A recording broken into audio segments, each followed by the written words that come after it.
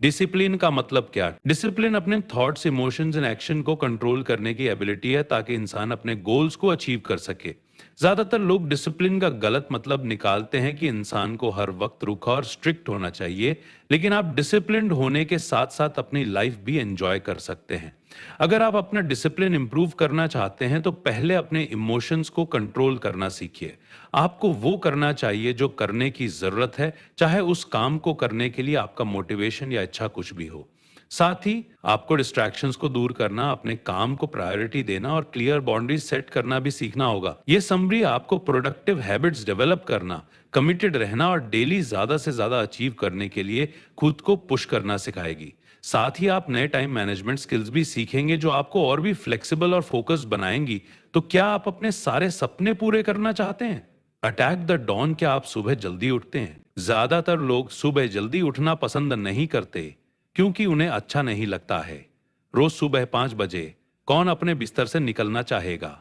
लेकिन डिसिप्लिन लोग निकलते हैं, इसीलिए नहीं कि उन्हें ऐसा करना पसंद है, बल्कि इसीलिए क्योंकि उनके पास ऐसा करने के स्ट्रॉन्ग कारण है।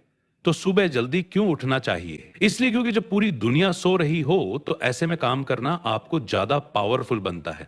आप जो चाहे वो कर सकते हैं। इस समय कोई आपको डिस्टर्ब नहीं कर सकता है, तो आप ज्यादा एनर्जेटिक और फोकस्ड होते हैं। सुबह के वक्त आपका ब्रेन एकदम फ्रेश और क्रिएटिव कामों के लिए तैयार होता है, इसलिए आप अपने सारे क्रिएटिव काम इस समय कर सकते हैं, जैसे राइटिंग, लर्निंग या अपने बिजनेस पर काम करना। अगर आपको लेट उठने की आदत है तो शायद आपके पास इतना टाइम नहीं होता होगा कि आप अपने ड्रीम्स पर काम कर सकें। आप अपने जॉब, फैमिली कमिटमेंट और उन डेली के टास्क को पूरा करने के लिए भागते रहेंगे जो आपको ग्रो करने में हेल्प नहीं करते। वहीं दूसरी तरफ 1 घंटे पहले जल्दी उठने से आपकी प्रोडक्टिविटी पर बहुत फर्क पड़ता है। जब आपका माइंड क्लियर होता है तो आप देख पाते हैं कि आपकी लाइफ में क्या मिसिंग है। आप अपने गोल्स को रिव्यू कर पाते हैं और बेहतर रिजल्ट के लिए प्लान कर पाते हैं। टोनी मॉरिसन एक सिंगल मदर थी जिनके 2 बच्चे थे। वो रैंडम हाउस में एडिटर थी, जो एक बेहद समय खाने वाला काम था। उन्हें पूरा दिन मैन्युस्क्रिप्ट एडिट करने के साथ साथ अपने बच्चों का ख्याल भी रखना पड़ता था। दिन खत्म होते होते टोनी इतना थक जाती थी कि उनमें कुछ और करने की हिम्मत नहीं होती थी। इसलिए वो सीधा बिस्तर पर ढेर हो जाती और कुछ घंटों की नींद पूरी करती थी। टोनी राइटर बनना चाहती थी, लेकिन उन्हें लिखने के लिए सिर्फ सुबह का वक्त मिलता था। इसीलिए वो अपने बच्चों के उठने से पहले उठ जाया करती ताकि बिल्कुल शोरगुल ना हो। उसके बाद टोनी अपने लिए कॉफी बनाती और अपनी कल्पनाओं में खो जाती। उस वक्त उन्हें डिस्ट्रैक्ट करने वाला कोई नहीं होता था।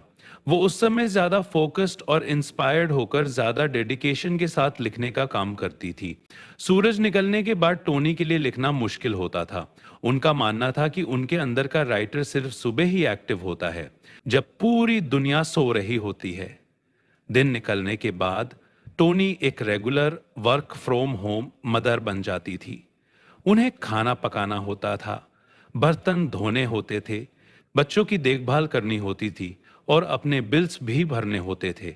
एक ब्लैक औरत होने के कारण टोनी को डिवोर्स के बाद अपने बच्चों को पालने के लिए बहुत संघर्ष करना पड़ा। व्हाइट और प्राइवेट लेज्ड मर्दों के साथ काम करना आसान नहीं था। टोनी इस बात को बखूबी समझती थी कि वो अब बच्ची नहीं है। उन्हें जल्दी से एक बड़े की तरह अपने बच्चों की जिम्मेदारी उठानी होगी। यहां तक कि बेहद थके होने पर भी टोनी रोज सुबह जल्दी उठ जाती।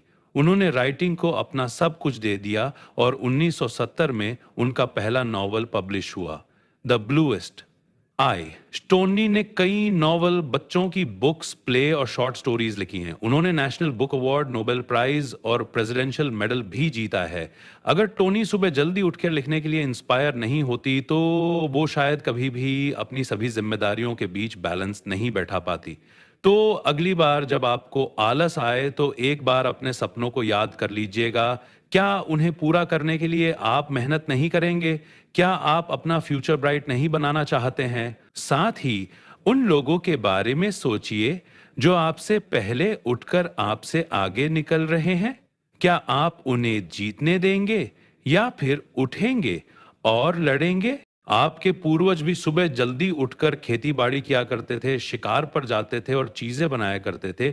बेशक वो सिंपल लाइफ जीते थे पर अपनी जिम्मेदारियों को बखूबी समझते थे।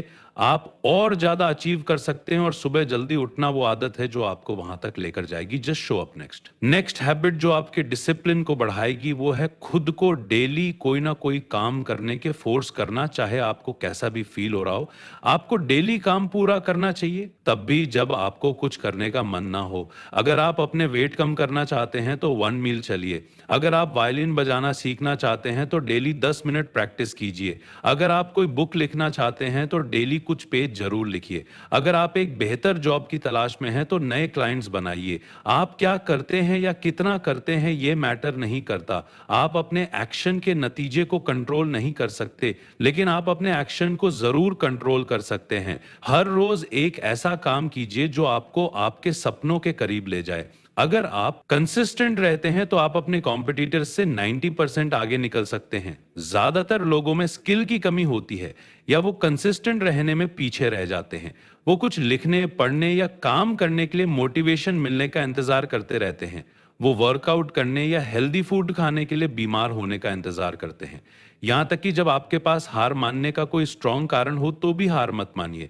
आप चाहे अपने सपने पूरे करने के लिए सुबह जल्दी ना उठना चाहें तो भी उठिए। जो यहाँ तक कि अगर आपको लगता है कि आप में वो स्किल्स नहीं हैं जो आपको सक्सेस दिला सकती हैं, तो भी कोशिश करते रहिए। थॉमस एडिसन एक जाने माने जीनियस थे। अपने बेमिसाल इन्वेंशन के बावजूद उन्हें लगता था उन्हें सक्सेस उनके एक्स्ट्राऑर्डिनरी टैलेंट की वजह से नहीं मिली थी। वो बाकियों से ज्यादा इंटेलिजेंट नहीं थी, उनकी इमेजिनेशन इतनी भी कमाल की नहीं थी और उन्होंने कभी भी अपने इन्वेंशन के बारे में सोचा तक नहीं था। एडिसन मानते थे कि उनकी सक्सेस का सीक्रेट था लगातार अपने काम में लगे रहना।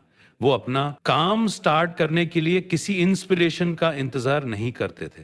वो तब भी काम करते रहते थे जब उनके पास करने के लिए कुछ नहीं होता था। एडिसन मानते थे कि अगर उनके लैब में कोई ग्रेट आइडिया आता है तो उसे पकड़ने के लिए उन्हें वहां मौजूद रहना चाहिए।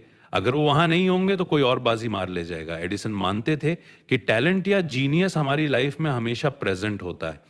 डेली हार्ड वर्क करके और इमोशंस को कंट्रोल करके हम अपने ऑर्डिनरी काम को भी ग्रेटनेस अचीव करने का मौका बना सकते हैं। एडिसन मानते थे इन्वेंट करने के लिए इंस्पायर नहीं हुए थे, वो बस हमेशा ऐसे सॉल्यूशन ढूंढने की कोशिश करते थे जिससे हमारी लाइफ पहले से बेहतर हो सके। लाउ गेरिग इसका एक और ग्रेट एग्जाम्पल है। Gehrig American professional baseball player थे जो यांकीज के लिए खेलते थे और अपने डिसिप्लिन के लिए खास जाने जाते थे। वो शायद ही कभी कोई प्रैक्टिस मिस करते थे। यहाँ तक कि चोट लगने या थकान होने के बावजूद भी वो बड़ी मेहनत से अपने स्किल्स को इम्प्रूव करने की कोशिश किया करते। गेरिग अपने इमोशंस पर भी कंट्रोल रखते थे। वो अपने डाउट्स और बोरियत को दूर कर लेते थे। कभी अगर उनका बास्केटबॉल खेलने का मन नहीं होता था तो भी वो खेलते थे।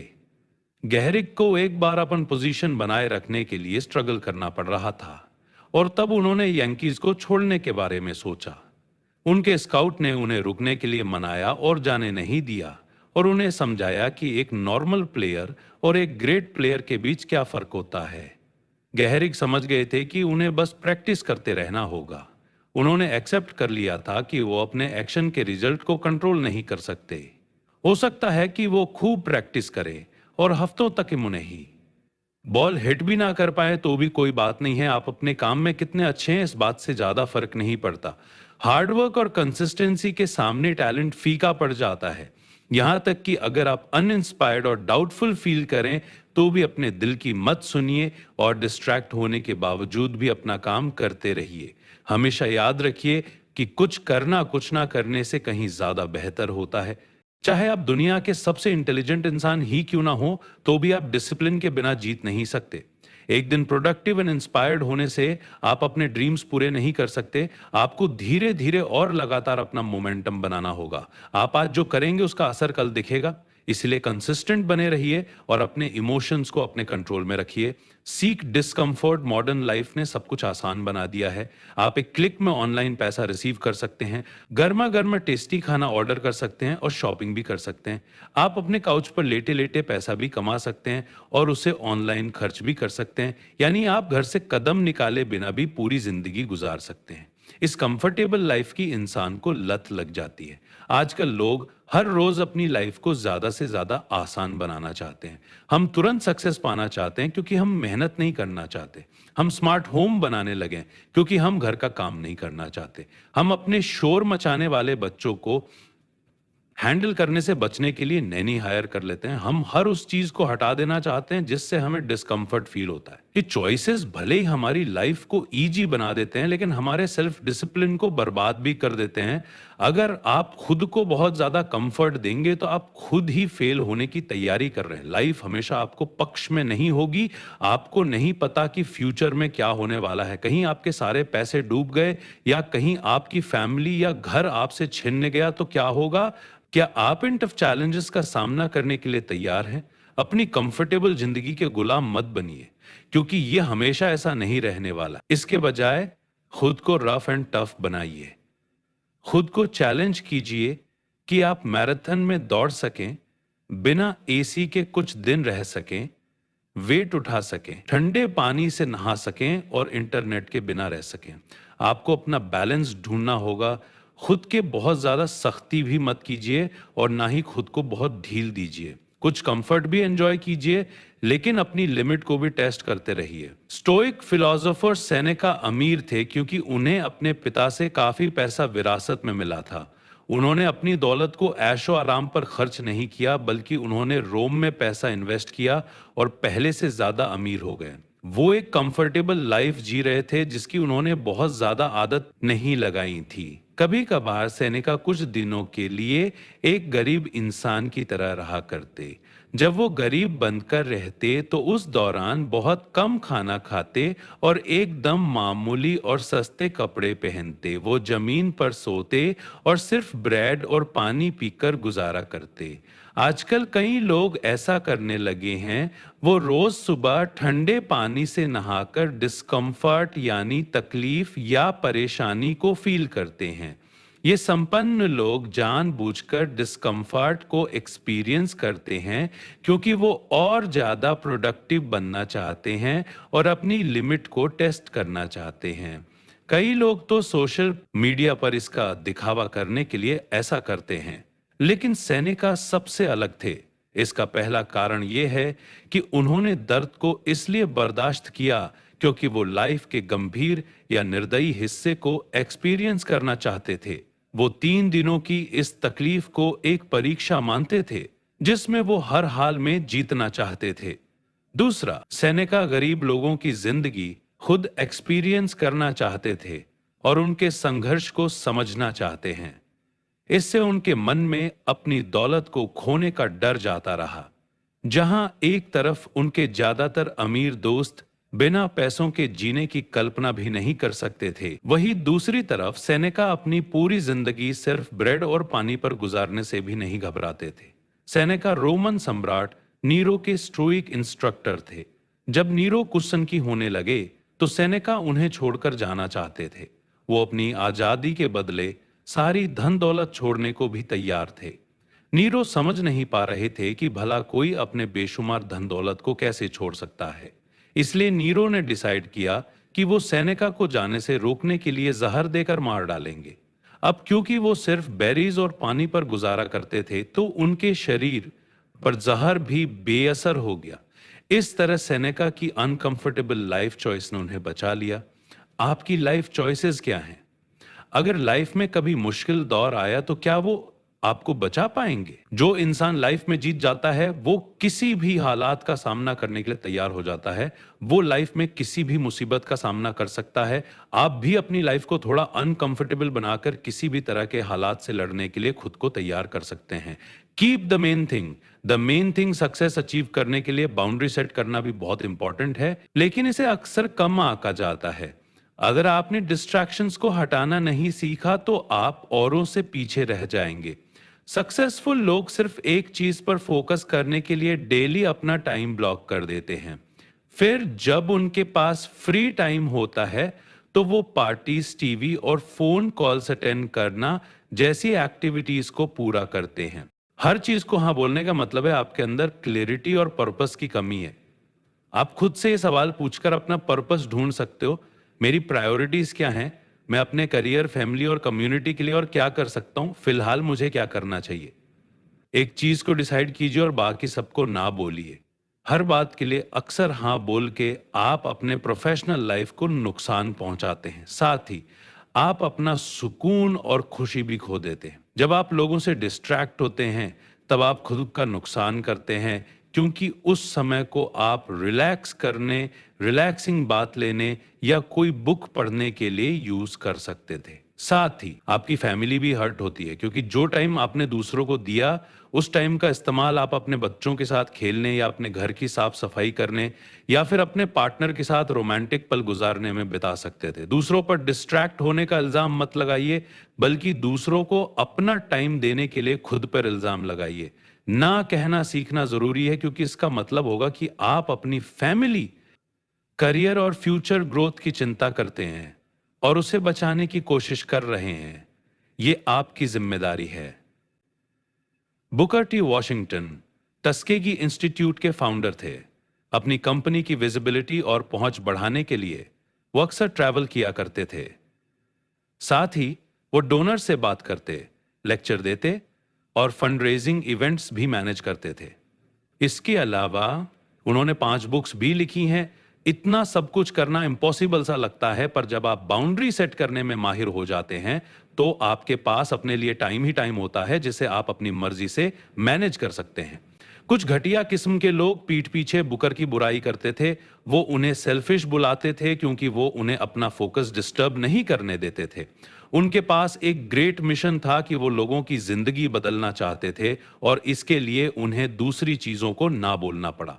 करने कभी इन क्रिटिक्स की बातों पर ध्यान ना कॉमन नहीं दिया। उनके पास इतना टाइम ही नहीं था। उन्हें पता था कि उनकी लाइफ का पर्पस क्या है, और उस पर्पस को पूरा करने के लिए वो अपना सब कुछ दांव पर लगा सकते थे। बुकर का गोल था ज्यादा से ज्यादा ब्लैक मर्द और औरतों को एजुकेट करना। अगर वो खुद को डिस्ट्रैक्ट होने देते तो वो किसी को कुछ वैल्यूएबल सिखाने का गोल्डन चांस खो देते। हाँ कहने की यही कीमत है। जब आप किसी चीज को हाँ कहते हो तो आप अपना टाइम किसी और चीज के लिए छोड़ रहे होते हो सकता है कि आप अपनी फैमिली के साथ टाइम बिताने, अपनी बुक का पहला चैप्टर लिखने या किसी को बेहतर जिंदगी जीने में मदद करने के लिए ना कह रहे हो। अगर आप अपनी प्रायोरिटीज के बारे में नहीं जानते होंगे तो आप टाइम वेस्ट करने वाले लोगों का शिकार बन सकते हैं।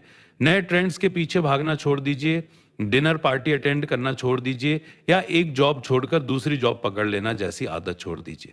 अगर आप नई चीजें ट्राई करते रहेंगे तो कभी किसी चीज में सक्सेसफुल नहीं हो पाएंगे। जितना आप हैंडल कर सकते हैं उतना ही काम कीजिए। अगर आप ना कहने से डरते हैं तो इसकी प्रैक्टिस कीजिए और सीखिए कि ना कैसे बोला जाता है। ना कहने का मतलब ये नहीं है कि आप रूड बन रहे हैं।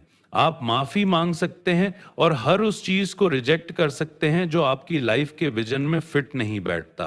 अगर आप बहुत ज्यादा काम करेंगे तो थक जाएंगे और अपना फोकस खो देंगे। आप अपने ड्रीम्स के बारे में भूलकर बेकार के कामों में उलझे रहेंगे। आप हर चीज के लिए कमिट नहीं कर सकते। मल्टीटास्किंग जैसी कोई चीज नहीं होती है। आप तभी जीत सकते हैं जब आप सही चीजों पर फोकस करेंगे। तो अगली बार किसी भी चीज के लिए हाँ बोलने से पहले खुद से पूछिए, इसे करने के बदले में मुझे क्या छोड़ना पड़ रहा है। इसका जवाब आपको याद दिलागे कि आपकी प्रायोरिटीज क्या हैं, और आपको अपने हाँ को बड़ी सी ना में बदलने के लिए मोटिवेट भी करेगा। Perfectionism is a vice perfectionism का मतलब क्या है? इसका मतलब है किसी काम को परफेक्टली करने का ऑब्सेशन, यानी जुनून होना। जब आप अपने हर काम के लिए हाई स्टैंडर्ड सेट कर लेते हैं तो आप परफेक्शनिस्ट बन जाते हैं। परफेक्शनिज्म कभी कभी तो अच्छा होता है, पर ज्यादातर अनप्रोडक्टिव होता है। इसे आप नार्सिसिज्म भी बोल सकते हैं। जब आप मानते हैं कि आपका काम दूसरों के लिए वैल्यूएबल है, तो यानी आप सेल्फ ऑब्सेस्ड बन गए। इसमें आप सोचते हैं कि लोग बेसब्री से इंतजार कर रहे हैं कि आप आगे क्या बनाएंगे, इसलिए आप खुद को और ज्यादा काम में झोंक देते हैं ताकि आप सिर्फ बेस्ट क्वालिटी का काम दे सकें। यहां आप प्रोडक्टिव या डिसिप्लिन नहीं हैं, बल्कि आप सेल्फ सेंटर्ड या सेल्फिश हो रहे हैं। इसलिए थोड़ा रियलिस्टिक बनिए। ज्यादातर लोगों को कोई फर्क नहीं पड़ता कि आप क्या कर रहे हैं, क्योंकि हर कोई अपनी लाइफ में बिजी है। जो लोग आपसे प्यार करते हैं वो आपके काम के क्वालिटी के बारे में नहीं सोचते हैं। नहीं, आप जो भी करेंगे उन्हें अच्छा ही लगेगा, चाहे वो कितना ही एवरेज क्यों ना हो। अगर आप सिर्फ परफेक्ट जॉब की तलाश में रहेंगे तो कई गोल्डन चांस आपके हाथ से निकल जाएंगे। आप सिर्फ एक ही काम में अटके रहेंगे, जबकि आप कितना कुछ अचीव कर सकते थे। कुछ लोग टाल मटोल करते रहते हैं और इसे परफेक्शनिज्म का नाम देते हैं, लेकिन ये टाल मटोल करने वाले तब तक कुछ नहीं करते जबकि उन्हें राइट मोटिवेशन या वर्किंग कंडीशन नहीं मिल जाता है। वो खुद को ही धोखा दे रहे होते हैं। डेली स्लो प्रोग्रेस करने के बजाय किसी परफेक्ट मौके की तलाश में रहते हैं और फेल हो जाते हैं। अगर आप किसी गोल को फॉलो करना शुरू कर रहे हो तो आप बीच में नहीं रुक सकते, क्योंकि चीजें अभी अधूरी या इम्परफेक्ट हैं। अगर आप ऐसा करेंगे तो आप एक डरपोक इंसान हैं। इसके बजाय मोटिवेशन की कमी होने के बावजूद भी आपको आगे बढ़ते रहना चाहिए। इस दुनिया में आपको अपना रोल निभाना है और ये रोल निभाने के लिए आपको स्ट्रांग होना पड़ेगा। क्रिएटर्स के लिए परफेक्शनिज्म का नतीजा बेहद डिस्ट्रक्टिव होता है। अगर वो कुछ ऐसा नहीं बना पाते हैं जो उनके हाई स्टैंडर्ड में फिट हो सके, तो वो एक जगह अटक कर रह जाते हैं। ये बेहद खतरनाक है, क्योंकि ये आपके प्रोग्रेस को रोक देता है और आपकी चिंता को बढ़ा देता है। कुछ बनाने का प्रोसेस मजेदार होना चाहिए।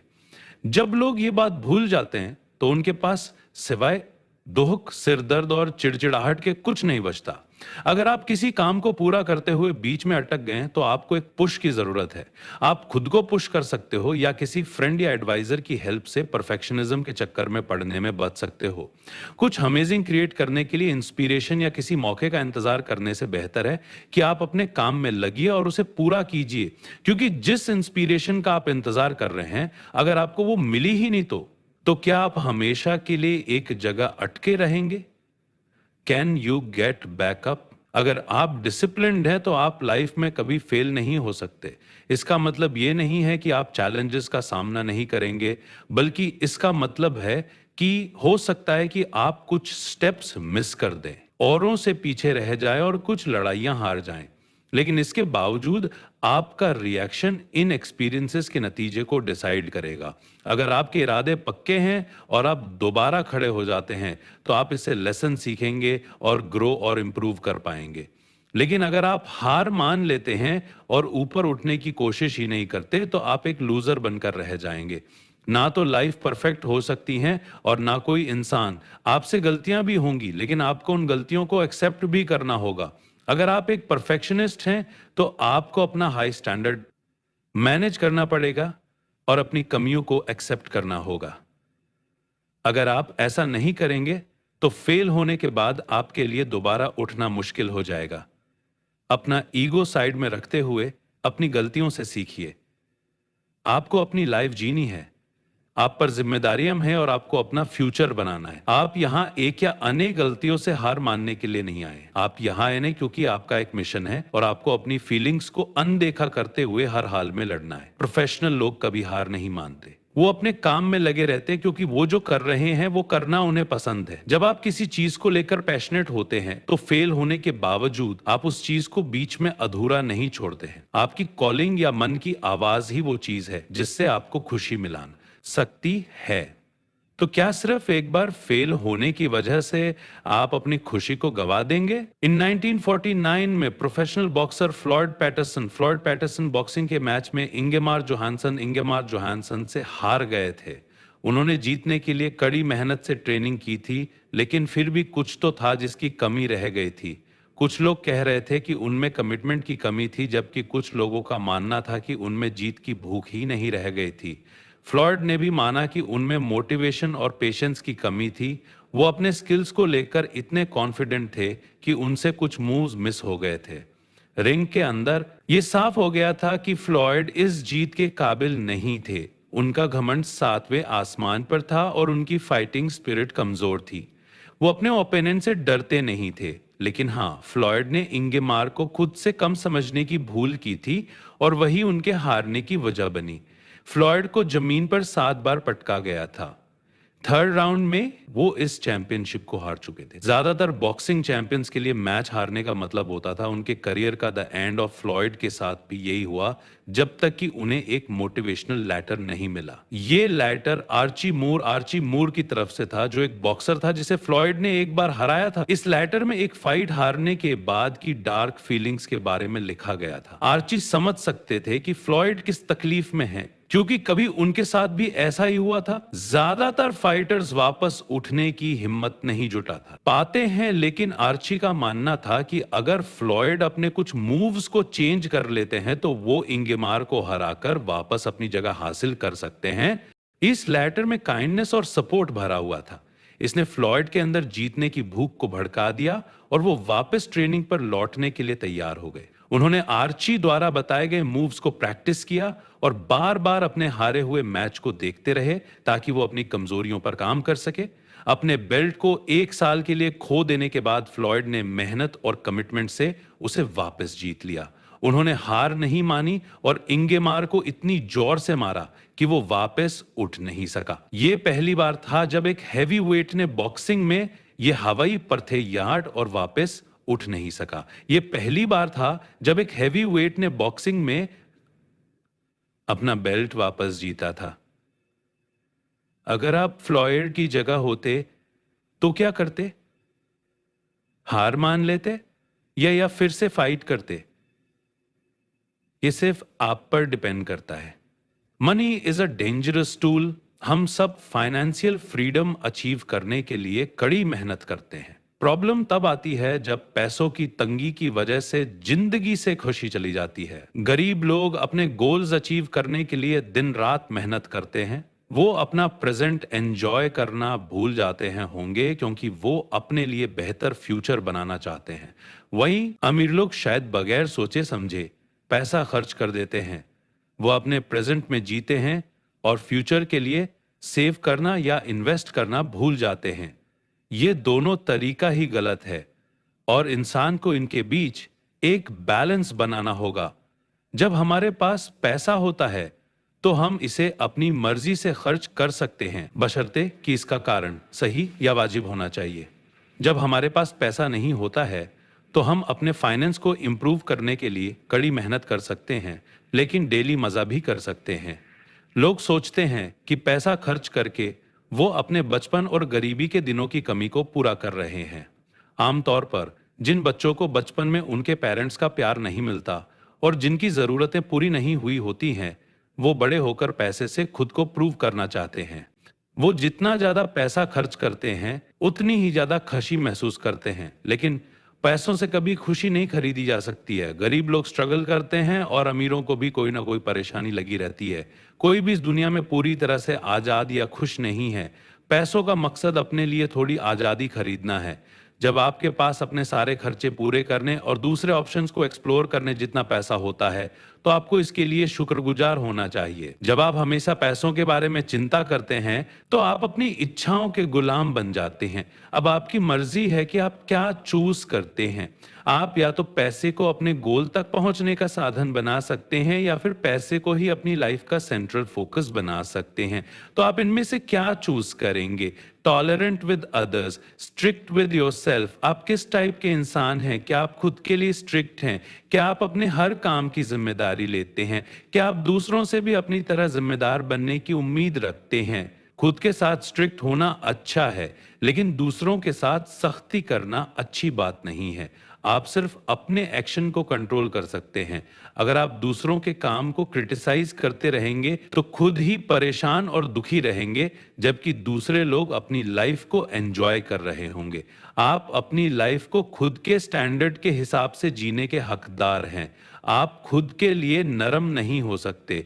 आपको और ज्यादा स्ट्रांग बनने की डेली प्रैक्टिस करनी होगी और खुद को और ज्यादा डिसिप्लिन में रखना होगा ताकि आप और ज्यादा जिम्मेदार बन सकें, अपने डिसीजन पर खुद सवाल उठा सकें और ज्यादा समझदार बनाने के लिए सीखते रहें।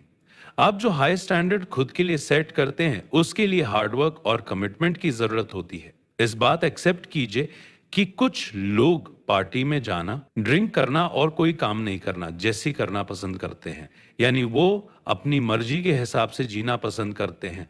आपको दूसरों की कमजोरियों को बर्दाश्त करना सीखना होगा और उनके पॉजिटिव साइड को देखने की कोशिश करनी होगी। कोई भी इंसान पूरी तरह से बुरा नहीं होता है। हम सब के अंदर अच्छी और बुरी दोनों क्वालिटीज होती हैं। फर्क बस चेंज को वेलकम करने में छुपा है। कुछ लोग अपनी लिमिटेशन को चैलेंज करना पसंद करते हैं, जबकि कुछ लोगों को एवरेज लाइफ पसंद होती है। दूसरों को बर्दाश्त करना सुनने में आसान लगता है, लेकिन ये मुश्किल काम है। अगर आप एक टैलेंटेड इंसान हैं या एक ग्रेट लीडर हैं, तो आप अपने टीम मेंबर्स से किसी भी तरह की कमी को एक्सेप्ट नहीं करेंगे। जब किसी से कोई गलती हो जाएगी या वो किसी काम को ठीक से नहीं कर पाएगा, तो आपको गुस्सा आ जाएगा। आप दूसरों को हमेशा स्किल्स सिखाते रहेंगे, लेकिन वो आपकी तरह नहीं सीख पाएंगे। आप नाराज होते रहेंगे और सवाल करते रहेंगे कि क्यों कोई आपको फॉलो नहीं कर पा रहा है। या फिर आप इस बात को एक्सेप्ट कर सकते हैं कि लोग अलग अलग तरह की सोच रखते हैं। ये जरूरी नहीं कि सबके पार्ट अंदर एक जैसा पैशन, टैलेंट या इंटेलिजेंस हो। जो चीज आपने एक दिन में सीखी होगी, हो सकता है कि वही चीज दूसरों को सीखने में कई हफ्ते लग जाए, और इसमें कोई प्रॉब्लम नहीं है। जब आप एक टॉलरेंट यानी सहनशील लीडर बनते हैं, तब लोगों को आपसे सीखने में मजा आता है। आपका काम सबको बदलना नहीं है, बल्कि सबके लिए एक इंस्पिरेशन बनना है। रूड मत बनिए, हमेशा हम्बल बने रहिए। आइए इसके लिए एक एग्जाम्पल लेते हैं।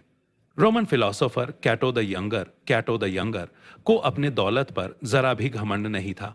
अपने दादा परदादा की तरह वो भी स्ट्रिक्ट, लेकिन एक हम्बल इंसान थे जो दिखावा करने में विश्वास नहीं रखते थे। वो सिंपल कपड़े पहनते और अपनी दाढ़ी शेव नहीं करते थे।